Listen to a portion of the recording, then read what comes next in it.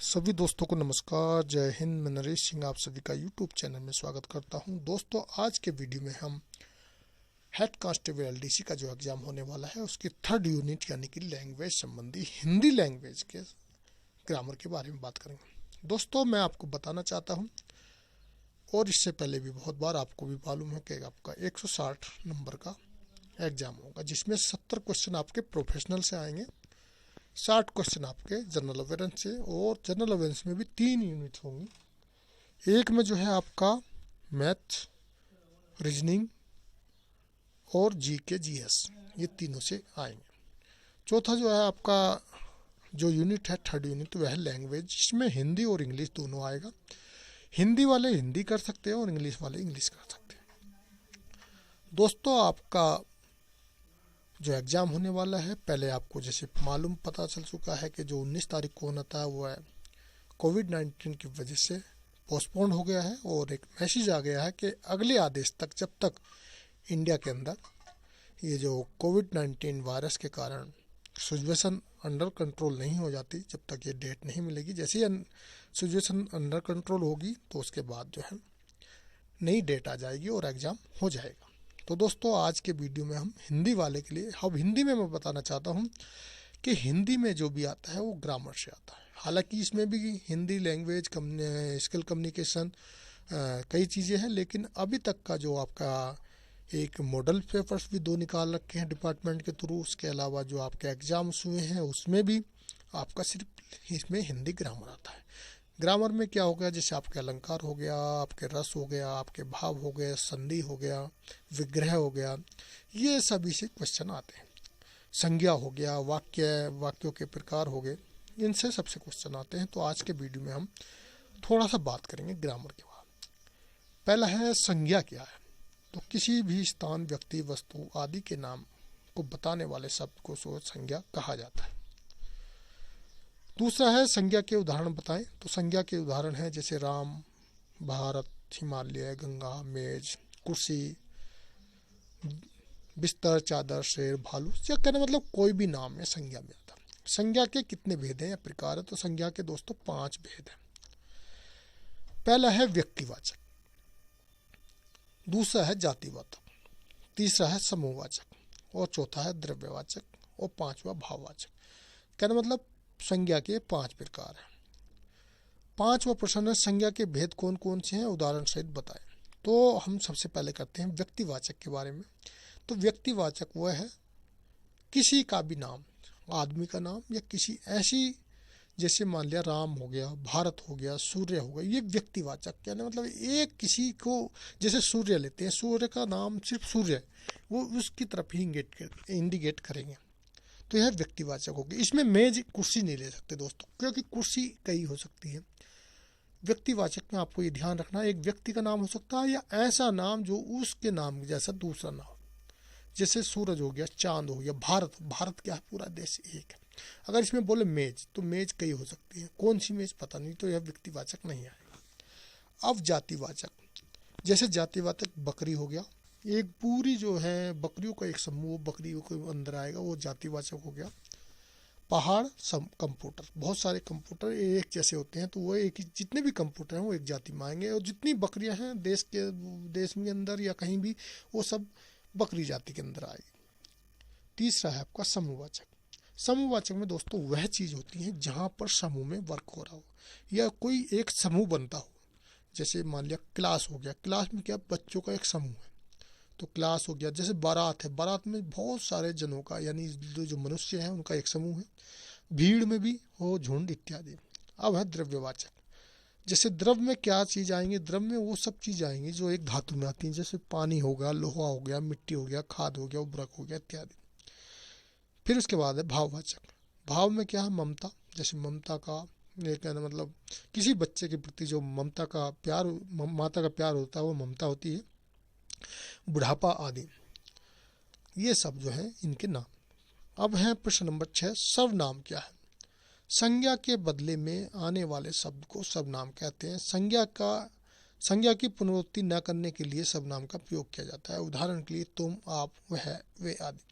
कुल मिलाकर जो संज्ञा है, एक बार किसी का आपने संज्ञा का नाम ले लिया, तो उसके बाद उसको बार बार संज्ञा का नाम न लेके उसके लिए कुछ शब्दों का प्रयोग कर लेते हैं। जैसे मान लिया मेरा नाम नरेश, अब एक जगह हो गया नरेश, फिर आप जो है उसके या तुम वह या वो कह सकते हैं। कहने मतलब जो संज्ञा की जगह नाम, कहने मतलब जो संज्ञा का नाम है उसी को इंडिकेट करता है, लेकिन उसकी जगह जो शब्द प्रयोग होते हैं सर्वनाम। सर्वनाम सार्थक शब्दों के कितने भेद हैं?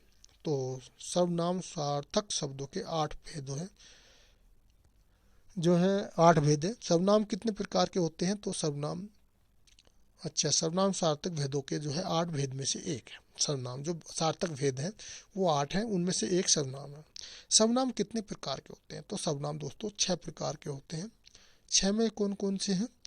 सर्वनाम कौन कौन से प्रकार के हैं? तो उत्तर में है पुरुषवाचक सर्वनाम, जिसको व्यक्तिवाचक सर्वनाम बोला जाता है। निश्चयवाचक सर्वनाम, अनिश्चयवाचक, संबंधवाचक, प्रश्नवाचक और निजवाचक। पुरुषवाचक सर्वनाम कौन कौन से हैं या पुरुषवाचक सर्वनाम कौन सा होता है? तो पुरुषवाचक सर्वनाम जिस सर्वनाम का प्रयोग वक्ता या लेखक द्वारा स्वयं के लिए या अपने लिए या किसी अन्य के लिए प्रयोग किया जाता है वह पुरुषवाचक या व्यक्तिवाचक सर्वनाम कहलाता है। पुरुषवाचक व्यक्तिवाचक सर्वनाम 3 प्रकार के होते हैं। इसमें भी पुरुषवाचक में क्या होते हैं? सबसे पहले होता है उत्तम पुरुषवाचक सर्वनाम, जिस सर्वनाम का प्रयोग बोलने वाला स्वयं के लिए करता है वह उत्तम वाचक सर्वनाम कहलाता है। जैसे मैं, हम, मुझे, तो हमारा। दूसरा है मध्य पुरुषवाचक सर्वनाम, जिस सर्वनाम का प्रयोग बोलने वाला श्रोता के लिए करे उसे मध्य पुरुषवाचक सर्वनाम कहते हैं। जैसे तुम, तुझे, तुम्हारा आदि। तीसरा है अन्य पुरुषवाचक सर्वनाम, जिस सर्वनाम का प्रयोग बोलने वाला श्रोता के अतिरिक्त किसी अन्य पुरुष के लिए करे उसे अन्य पुरुषवाचक सर्वनाम कहा जाता है। जैसे वह, वे, उसने, यह इत्यादि। अब है 11 नंबर निश्चयवाचक सर्वनाम क्या होता है? निश्चयवाचक सर्वनाम जो शब्द सर्वनाम किसी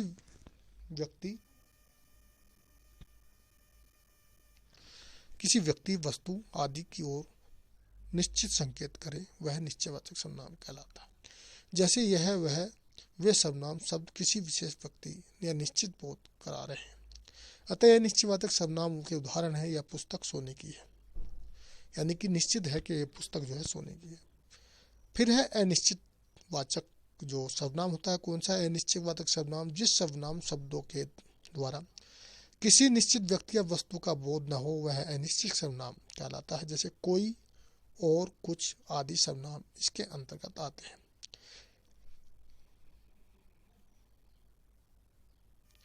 अब चलते हैं दोस्तों संबंधवाचक सर्वनाम पे। 13 नंबर प्रश्न। तो संबंधवाचक सर्वनाम में जो है पारस्परिक संबंध बताने के लिए जिन सर्वनामों का प्रयोग करते हैं उनको संबंधवाचक कहते हैं, या कि उनसे जिन शब्दों से संबंध बनता हो। जैसे जो, वह, जिसकी, उसकी, जैसा, वैसा आदि उदाहरण। जो सोया वो, जो सोएगा सो खोएगा, जो जागेगा सो पाएगा। ये सब एक कहना मतलब कोई ना कोई संबंध। जैसे यहाँ पर क्या जागने से संबंध पाने से है और सोने से संबंध खोने से है। प्रश्न नंबर 14 प्रश्नवाचक सर्वनाम के बारे में बताएं। प्रश्नवाचक सर्वनाम जो सर्वनाम संज्ञा शब्दों के स्थान पर आते हैं और वाक्यों की प्रश्नवाचक भी बनते हैं वे प्रश्नवाचक सर्वनाम कहलाते हैं। जैसे क्या, कौन आदि। उदाहरण के लिए तुम्हारे घर कौन आया है।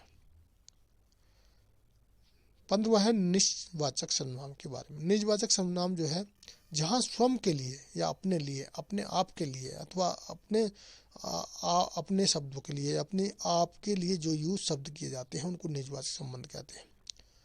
इसमें जो है अपना और आप शब्द उत्तम पुरुष और मध्यम पुरुष के लिए स्वयं को अपने आप ज्ञान कराने के शब्दों में जिनको निजवाचक सर्वनाम कहा जाता है।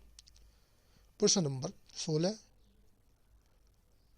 1500 से लेकर 500 की ऊंचाई पर जीडीपी से स्टैंड मजबूती में क्या स्टैंडर्ड है। तो दोस्तों यह है उसका आ गया आपको क्या मतलब आपका प्रोफेशनल वाले का।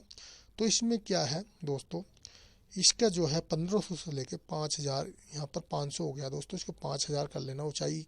तो मैं जहाँ पर फिट पे इतनी ऊंचाई है वहाँ पर जो मजबूती कहना मतलब स्ट्रेंथ बी में क्या आता है, स्ट्रेंथ बी में आता है मजबूती में आपका फायरमैन लिफ्ट।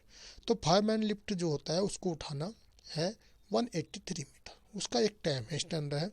अगर 70 सेकंड से कम आता है फायरमैन लिफ्ट में उठा के 183 मीटर में, तो वह एक्सीलेंट होता है। 70 सेकंड से और 71 सेकंड से 80 सेकंड में आता है तो गुड होता है। 81 से लेकर 90 में आता है तो सेटिस्फैक्ट्री होता है, और 91 से लेकर 100 में आता है तो पुअर होता है। 100 से ज़्यादा अनसेटिस्फैक्ट्री यानी कि फेल में माना जाता है। प्रश्न नंबर 17 है, 500 से लेकर 5000 की ऊंचाई पर जीडीपी के इंडोरेंस सहन शक्ति में क्या स्टैंडर्ड है। तो दोस्तों इस तरह के पहले क्वेश्चन आए हैं। इसमें क्या पूछा जाता है, जैसे मान लिया जीडीपीटी में या जो है मजबूती बी, जिसको स्ट्रेंथ बी में बोलते हैं, कौन सा ऑप्टिकल होता है, तो जो बी है उसमें फायरमैन लिफ्ट होगा। यानी कि आप स्ट्रेंथ बी को कर लेना फायरमैन लिफ्ट। इसको एक आप ऐसे भी याद कर सकते हो, मजबूती बी यानी कि strength B, B for fireman lift. B का मतलब बी को एफ से जोड़ सकते हो। और जैसे मान लिया इसमें क्या है, जेडीपीटी में इंडोरेंस क्या है, इंडोरेंस माने अंदर का, लेकिन इंडोरेंस इसमें क्या है, अंदर नहीं है। इंडोरेंस तो है नाम इसका, लेकिन इंडोरेंस का मतलब सहन शक्ति में क्या पता करना है, उसमें रनिंग होती है, इंडोर से बाहर करके रनिंग होना, इस तरह करके आप इसको याद कर सकते हो। तो 7 मिनट 40 से इसमें क्या होता है, 1.4 किलोमीटर की रनिंग, 1.6 किलोमीटर की रनिंग होती है दोस्तों इसमें। तो इसका जो है इसमें है 7 मिनट से 40 सेकंड में कम आता है कोई तो उसको एक्सीलेंट है। 7 मिनट से 41 सेकंड तक जो है, 7 मिनट 41 सेकंड से 9 मिनट तक अगर कोई आता है तो उसको गुड है, और 9 मिनट 1 सेकंड से लेकर 10 मिनट तक है सेटिस्फैक्ट्री है। 10 मिनट से लेकर 1 सेकंड तक और 12 मिनट तक पुअर है, और 12 मिनट 1 सेकंड से लेकर कोई ज़्यादा आता है तो उसका अनसेटिस्फैक्ट्री यानी कि पुअर है, या फिर वो मानो फेल है। प्रश्न नंबर 18 है, जेडीपीटी का पूर्ण नाम क्या है, तो judging distance physical efficiency test है। बीपीटी का पूरा नाम क्या है, तो बैटल फिजिकल एफिशिएंसी टेस्ट है। सैलो का पूर्ण नाम क्या है, सेवा और निष्ठा है। तो दोस्तों आज के वीडियो में इतना ही था, ये 20 क्वेश्चन थे आपके। इसमें खासकर हिंदी ग्रामर के संबंधी मैंने संज्ञा और सर्वनाम, क्योंकि आपका कुछ भी आ सकता है। पिछले पेपर में देखोगे तो एक बार अलंकार पूछा गया है, एक बार सर्वनाम पूछा गया है, एक बार संधि पूछी गई है, एक बार तत्सम पूछे गए हैं, एक बार शब्द, कहना मतलब अलग अलग पेपर में अलग, लेकिन आई ग्रामर ही है। तो दोस्तों आज की वीडियो में इतना ही। वीडियो देखने के लिए थैंक यू, धन्यवाद।